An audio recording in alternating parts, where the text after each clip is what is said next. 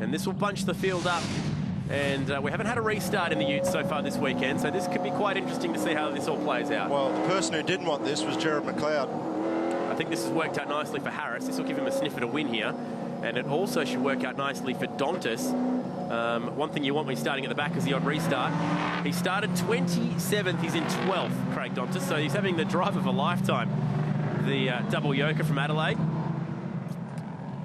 That means he's got an identical twin, for those wondering what on earth I'm talking about. They both raced together in Adelaide at their home race. And now he's currently sitting in 12th. With a restart, he might pick up a top 10 here, which would be a great effort. Here he is. Does a lot of work in the lead up to the Clipsal 500. Takes care of a lot of the sponsorship. He's actually one of the men responsible for seeing the stadium trucks come to Australia. He saw him at Long Beach at IndyCar and thought, yep, we need this. Now, lights are out on the Lexus safety green car. Remember those stadium trucks to return the Castrol Gold Coast 600 in October.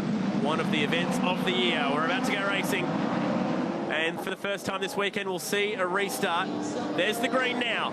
Do we see any overlap? Yep. Harris with an okay start, looks to the left of Marjoram. He can't pass him before the light. He's got to be careful here. Marjoram covers.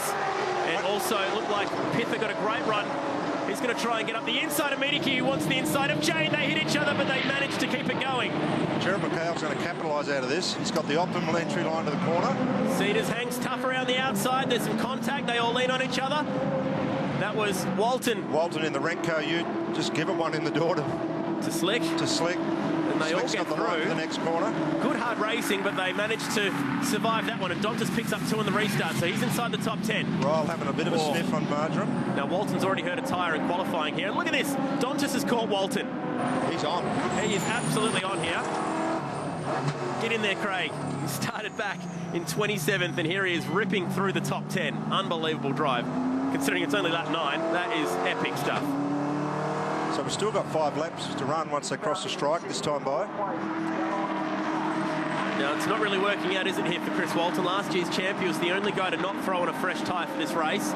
He stuck back in 9th, and remember, the way they finish this one is the way they start the last one later today. McLeod's definitely got the pace to go on with this. He had good pace in race 1. So it just proves how good, how important qualifying is in such a close series. So we've got 1 and 2 in the points, fighting for 4th and 5th. Cam Wilson doing some door banging again. Yeah, someone's given Jordan Skinner a shot. Here comes Andrew Fisher trying to have a sniff. Wilson just shuts the door. He's got nowhere to go. Sends him round the outside. Let's see who's got the braking capability here. Wilson just throws it down the inside. He's heading round the outside. That's not going to work. It's Barbera. That will not work. We're going to go 3 wide if Barbera's still out there. Hansford will get shoved out wide by Fisher. They'll go side by side through this fast part of the track. And Dontis has got around Walton, so now he's 9th. What a drive. Incredible stuff in just 10 laps. He's got some pace. He's pulling off the moves cleanly too. He hasn't been too cheeky. There's the inside line at 6, so he'll hold on to that spot. Danny Bzadzik's doing well. He's 11th at the moment, maybe on for a top 10. Skinner's getting shuffled back here. Still McLeod leads the way. Oh, the understeer, you can hear it. Those tyres, Yokohama's complaining for the Jesus Racing Passion for Life car. Oh. I know it's an old cliche about racetracks, but TV does not do that section of track justice. It's really flowing. It's very fast. Nice bit of racetrack. All throttle control, really. If you get it right on entry, you just drive that whole section on the throttle pedal. We complete another lap with the Ryco 24/7 Ute out front. That's cool. He just has 4 more to hang on to it. Oh, he's going to get hit here. It's the bump and run. Walton came in hot and couldn't get that move made. Did the right thing and backed out of it. So they've got Walton, who's not thrown fresh tyres on, with Dontis, who has 2 new, I think, fronts for him was the original call. So the fronts have worked nicely for him, at least. Here's Kim Jane, who's had absolutely 0 grip all race long. He's got Mediki for company. They're fighting currently for 7th. Pither's cleared both of them now. Oops, this will end badly. Cat's just hang on to it. That's just using him up. Wilson using poor Adam Beachy there as a braking marker. The funny thing is, if you go to one of Cam's go-kart tracks and drive like that, he kicks you off. Double standards, really, isn't it? Beachy with Hansford. Brave move. Ryan Hansford got that done in a very fast, endearing part of the racetrack. McNally is another championship player here. I think he's definitely wounded. He's obviously got bent steering or something because he does not have the pace. Oh, here we go. Should have. Cedars and Harris here side by side down the front. Let's see who's got the grunt. Ford versus Holden. Two guys who have finished next to each other. They're looking for the double toe, which you can get. Two cars side by side, and you're the guy third in line, you can get a really good toe. Especially in the Aussie racing cars, which you've been using this weekend. Definitely. You actually get a little side draft off them as well. We've been watching that side drafting going on this weekend. Stephen Johnson was all over that little driving technique that you were trying this weekend so far. Still McLeod, Gray Marjoram in top three. Marjoram's making a habit of it, isn't he, being inside the top three? And I think Dontas has spent everything he's got getting to where he is, because that car looks fairly ragged now. But I tell you what, he's got himself up to ninth. Not a bad FOI. It's just got no turn in now. Hey, there we go. Tap. Gather it up. Those two are teammates, just quietly. Just move him out of the way and get on with it. Excuse me, 17-year-old Hector Barbera from Bundaberg had the front row start. The thing is, Walton's backing up, so he didn't take tyres, and it's not paying off for him here. He thinks he's saved his tyres for the last race, but I don't think it's going to work. The track's going to rubber up this afternoon once we get the V8 supercar race on it. If you've got tyres, you've got to use them now. Mediki's in here. He got a great exit. When Kim Jane got sideways, Jane didn't even bother trying to get over and block it. He knew it was gone. I think Kim's got the same problem again. I think he's overheating and losing power because Slick just blew by him down the chute that time by. Hard on the brakes. He approached that part of the track at 220 Ks. 2 to run. If Jared can pull this off, this is a big day for Jared McLeod. You've got to understand how he runs this operation, works on the car himself.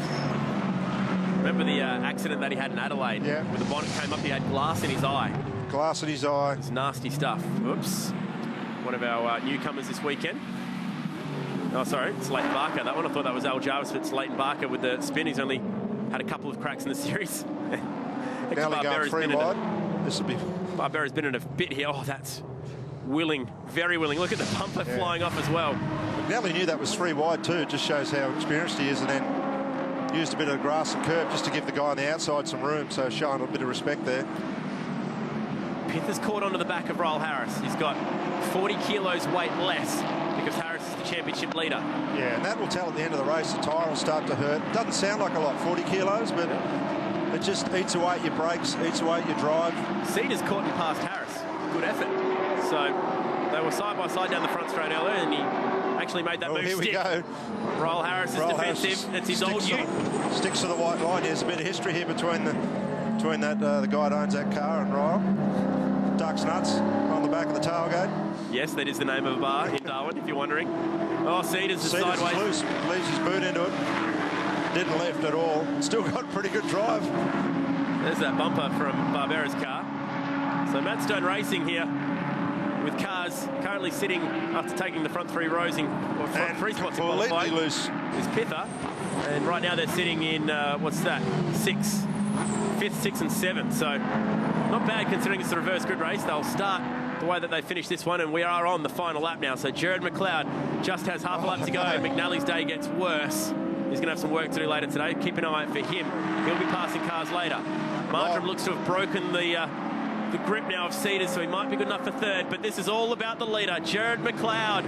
What a day for McLeod, hey? He's been wanting this moment for a while. Right, look down the inside. I thought it'd be points racing, but he's not giving up. No, he's had a crack the whole way to the flagger. Congratulations, Jared McLeod. He's a mechanic at Lucas Dumbrell Motorsport. He works on this car himself. He towed it around the country by himself last year. For Ryco, for Asbuild, he claims his first win in the V8 Ute Series, and that will be an emotional one. He'll be stoked with that. The battle further back in the pack rages on. Dontas still going at it. Dontas gets home for 9th. What a great drive from 27th. But I'm absolutely chuffed for Jared McLeod. That is a very deserved victory in the reverse grid race. Son of the 1987 Bathurst winner, whose dad shared a victory at the mountain with the great Peter Brock. Certainly did. And now Jared can claim himself as a race winner, the 53rd in ute racing history in this country. That is so good. That is awesome. Very well deserved. And Jeremy Gray pushed him the whole way. Mate. Careful now, you've got to use those tyres later. Yeah, I wouldn't be using them up. I think we'll see a celebration that rivals Craig Lowndes' 100th yesterday. There are the results, 8/10 the gap, and he really did keep his nerve. Marjoram again inside the top 3. He's making a habit of that. Cedars, great drive. He passed a few of the big names. Harris will bank some good points, and that's how they'll start the last race of the weekend. Craig Dondas, though, take a bow because that was an epic drive from 27th up inside the top 10. Hanson with work to do later today.